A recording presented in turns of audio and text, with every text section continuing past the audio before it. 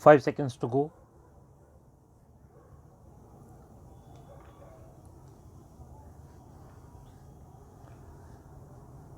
Start.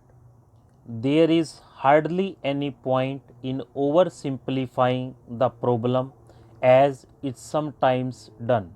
For instance, some advocate that the rate of expansion of higher education should be greatly restricted through a system of selective admission so that higher education will again have the same scarcity value which is once did. This may also have the dubious political advantage that it will substitute the rural uneducated unemployed who is comparatively docile and inconspicuous for the urban educated unemployed who is vocal and turbulent and who insists on being noticed. It is true that there will have to be some restriction on expansion of higher education, especially because of the constraints involved in maintaining adequate standards. But we must keep two main considerations before us. The first is that higher education is a great instrument of social change and that it must be spread increasingly among those social groups and in those areas of the country where it has not made adequate progress so far. Secondly, we cannot say that India is by any means an over-educated nation at present.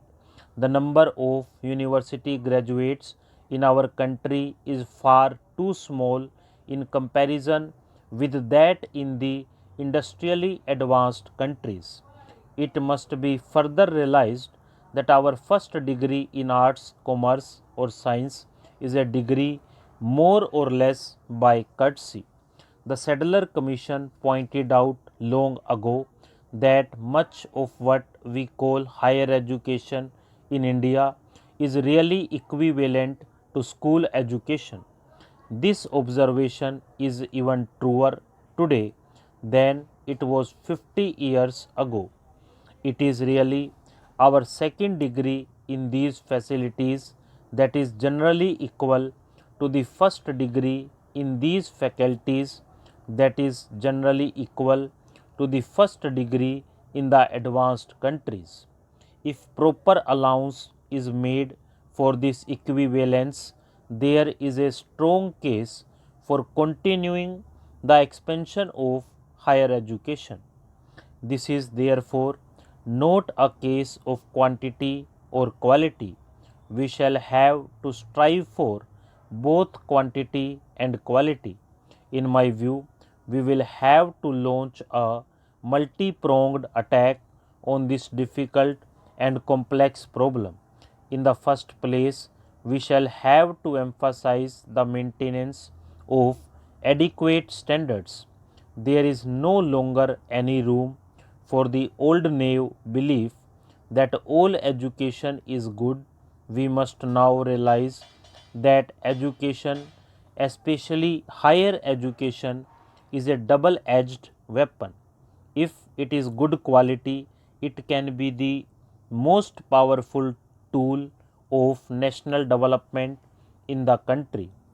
But if its standards are unsatisfactory, it may create social disorganization and lead the country downhill. Secondly, we must radically alter the content of our degree courses and orient them to the present day needs and problems so that they become more useful and effective.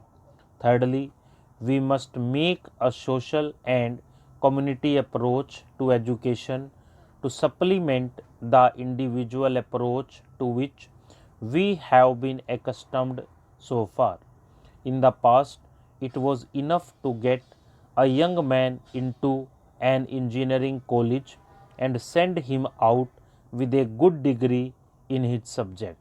But this is hardly enough at present, and while we are training a young man to be a good engineer, we must simultaneously take steps to build up the industries in which he can find adequate employment.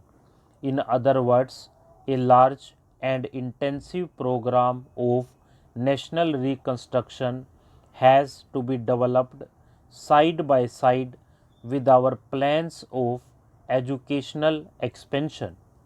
These programs are by no means easy to develop, but nothing worthwhile is ever easy. The significance of these measures is obvious and they will therefore have not be developed intensively. This will need a large increase in our investment in higher education. But what is even more important, it will need better planning and dedicated and sustained effort on the part of our teachers and students. Our universities and colleges will have to abandon the ivory tower existence to which they are largely accustomed and relate their programs of teaching and research intimately to the life needs and aspirations of the people. In addition to training and research, which are their traditional functions and whose performance should be improved, they will not have to assume responsibility for worthwhile and challenging programs of adult education and social or national service in which their students and teachers would be effectively involved.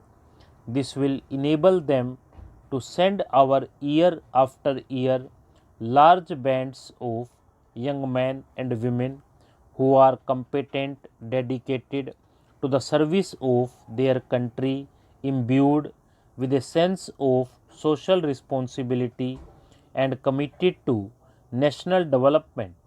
In its turn, this will help the nation to prosper and the economy to grow so that there will be more and better employment opportunities for the increasing number of young men and women who will continue to flow out of the institutions of higher education. A golden circle can thus set in a vigorous action for self improvement by universities and college accelerating economic growth and national progress, and these in their turn leading to larger investment of resources in higher education for future and its still further development both in quantity and quality. Stop.